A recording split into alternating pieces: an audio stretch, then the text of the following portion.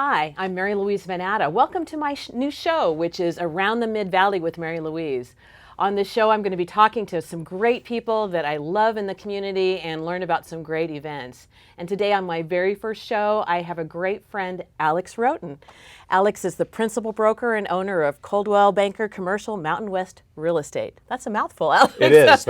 Mary Louise, first of all, nice job. I know this is going to be a huge success and really appreciate being asked to be on. Oh, good. Well, this is going to be a lot of fun. Yeah. So one of the things that interests me is everyone's excited about buildings. Everyone's excited about the buildings they work in, when they get remodeled, when they get sold, when they get to see new things developing in their community. And I know you're integrally involved in the community in that way. Tell me a little bit about what commercial real estate really is. We know residential, because a lot of people buy and sell homes, but you're dealing with the places that we work and shop. Commercial is great, by the way. I mean, this whole community in my career, about 30 years, has spanned a huge change from a downtown core change to urban living, bringing it in from the suburbs. But one thing about commercial is every building has got a little unique feature. Residential could be almost a commodity. They build them in 10 at a time, and they're all very similar. Commercial, it's very difficult to compare exactly apples to apples, and it's super exciting because there's different designs, there's different tastes. Sure, lots of great historic stuff happening different downtown. Uses, yeah. Some of the older buildings that are getting renovated. Unfortunately, we've lost some of our historic buildings in the past. In the early 60s and 70s were knocked down. So we're spending some more time, we're being more cautious with that now, it looks like, in our community, where we're trying to hang on to some of that historic character. I think so. It's that brick and mortar, literally, look, and the heavy rough beams and the more of an industrial feel versus the traditional kind of A and B drop ceiling commercial office, for example. And retail has certainly changed in a dramatic fashion with the internet, with the use of space and the feel of it. Do you think there's still a lot of people who are still choosing to shop in our local communities? Or? Oh, absolutely. No, it has changed, and I can attest that I walked into a Nordstrom's for the first time in years, frankly, and it was interesting how they set up the marketing. There's no question that their spaces are probably going to be shrinking because, let's face it, Amazon Prime is king. They're the gorilla, and that's going to continue to. But there's still a need for that social and touch of, walk-in retail. Well, it is exciting. So Salem is really growing. Everywhere you drive, there's someone slowing your traffic down because they're doing some construction. What are we seeing now around the Mid-Valley and around the Salem community that you're excited about as far as real estate? Well, in Salem, I'm super excited, like I mentioned, downtown core, urban living, these apartments that have come up, condos that are now full, there's a demand for them, totally changed the character of downtown. You've got the boutique restaurants and bars and just a real vibe going on, if you haven't noticed that. Yeah. Also, that new commercial follows residential.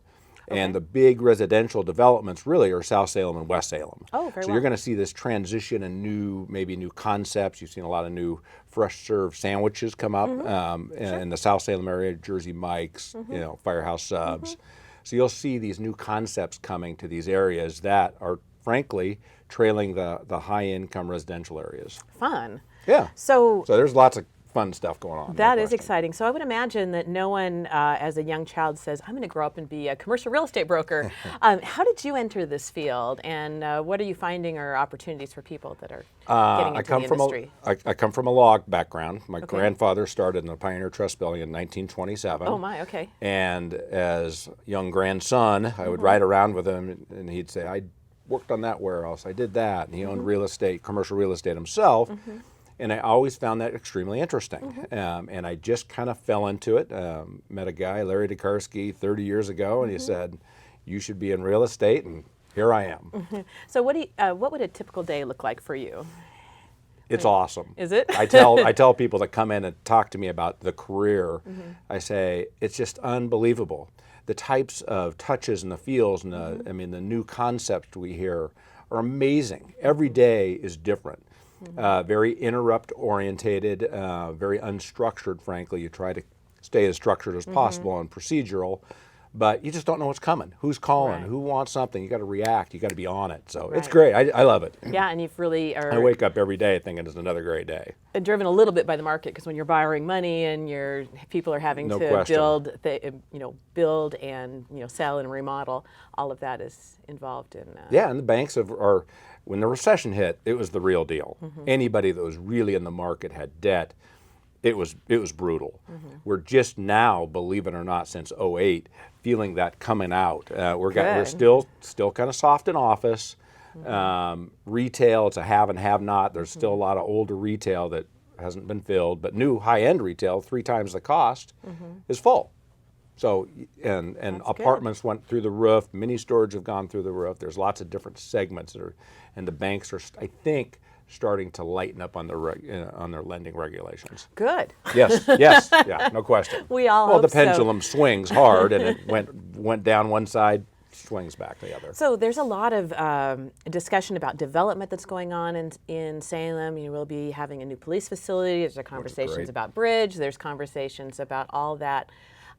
What else are you seeing that might influence what's coming down the pike for trends? Or I just think number one, our urban growth boundary is unique in Oregon, where we have a ring around our cities where you just can't go pop up a city out in a highly desirable agricultural field. So that's going to restrict a lot of, and the density is going to become. We're going to have to focus on infrastructure because, as you mentioned, right. You get the feel. I mean, there's Fixing just a the lot of people. roads, A lot of people want to live here. Yeah, and fixing we're the getting roads that and the pressure traffic. from the north. Portland's on fire, and people are getting shoved out from $400,000 and $500,000 homes up there for starters, and they can't afford it. Right. They're going to commute, and so we are a part of a Portland metro area, and we're going to start seeing the people living in South Salem commuting to Portland. So you're going to see this traffic infrastructure that we're going to really need to work on, and we'll see where this new transportation bill helps out and relieves some of that pressure. But no question, we're starting to become this bigger metro area just because of the volume of people that want to live here, Well, like you and I. Salem's a great place. That's right.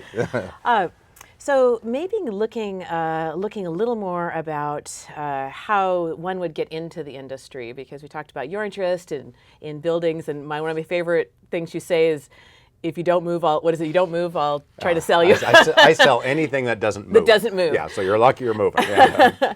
So, because it's really exciting to see, companies who are growing, getting in bigger spaces, companies who are becoming more boutique, getting into smaller spaces, folks that have what's the kind of personality that would do well in this career, and how would someone explore that? Because that's one thing is, it doesn't look like that's ever going to really change. I mean, people are always going to, I know there's telecommuting, but I think always people are going to want to have a place to work that's comfortable, that's modern, that's... There's going to be a need for personal touch gathering. A lot of our transactions happen broker to broker and discussing.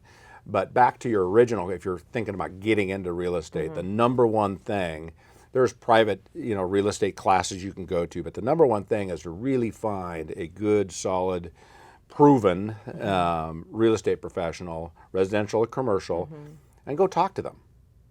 Find out what that is, because it is a special personality. I've learned, by trying to train people, and I think I can make everybody into something. It's just not the case. There is a definite personality, and it doesn't even folks that get into it and that don't make it doesn't mean they're a bad person. It's just they don't fit that personality trait. Right. Seems like you have a lot of high energy. There's a lot of energy, a lot of self-driving, a lot of networking. You just got to be out there. You fall off the horse, you get up and you do it again. Right. And well, there's certainly a lot of no paperwork involved in Yes. in any kind of property transaction. So now the residential groups have gone to a lot of the paperless, and we follow the residential, including in paperwork. So we're getting there. Oh, good. But they've been kind of a leader, with photography and drone photography. Oh, and sure. I bet that's they've been fascinating for electronic commercial. paperwork. So I didn't even think about drone photography for commercial real estate. So there's a lot of, even if you're not the personality's not for being a real estate broker like yourself, getting into those other fields that support the industry, absolutely. all the pictures and landscaping and remodeling and everything that makes it really fun. In real estate too, it's changing where it's not just one person. I have. I mean, I'm incapable of doing anything myself. I mean, that's what I tell people. I mean, I need a team. Sure. And there's lots of different personality traits that feed that team. You know, the detail-oriented, the follow-up people. That I'm the big glad hand or the closer, the engager.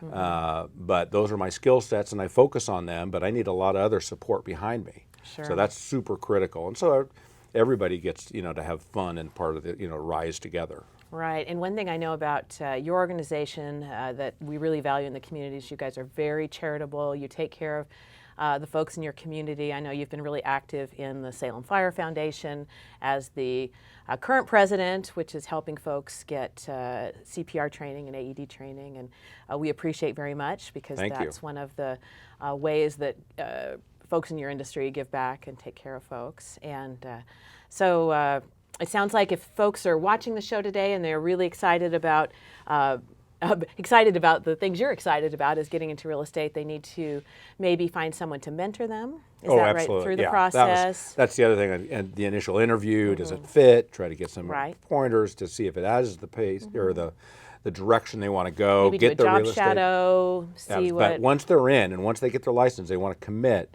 The first thing I talk to a lot of new people that are interested, I say you have to have a mentor. You have to be connected. How do you just come in and just, here you go, here's your phone, but how I started, but it's a different world. It's just extremely difficult to come in cold without some help. So, hook up with a good organization and learn as much as you can. There's great internet research. There's associations for the profession. So all of those sound fantastic. Gosh, Alex, so much going on in this town. It's great. Salem has morphed, unbelievably positively. I mean, look at the riverfront. Look at the new Peter Courtney Bridge. Look at the activities we have. So many, and we great certainly community people. Appreciate our professional commercial real estate brokers for helping us out. Alex, thanks so much for being with me today. I really appreciate it.